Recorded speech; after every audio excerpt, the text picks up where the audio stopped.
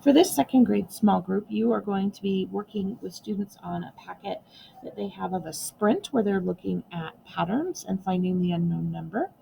When I work on this with students, the questions I focus on asking are, is it getting larger or smaller, and by how many each time?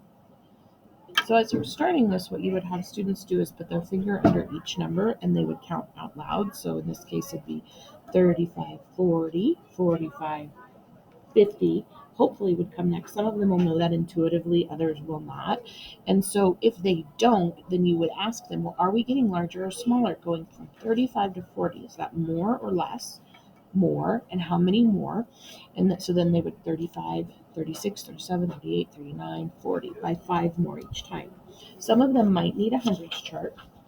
And so if they did, then we would look and we would locate 35 and mark it on our chart. Okay, here's 35. And then it goes to 40. Yep, that's getting larger. How many? Well, we'll start at 35 and we'll count our spaces. 1, 2, 3, 4, 5. By 5 of that time. And from 40 to 45, well, here's 40. 1, 2, 3, 4, 5 at 45. And then how many more to get, or now what's that missing number? So then I would need to count 5 more and see where I land. 1, 2, 3, 4, 5. I'm at 50. That is the missing number. Here, 90, 85, 80. What would it be? You'll notice too in the packet that these are all multiples of 5. So going through with them and skip counting by 5s to even start the group off might be really helpful. 0, 5, 10, and getting them to hear that pattern. 30, 35, 40. So that chant is really powerful, and a number line is really, or a hundreds chart is really helpful if they need it.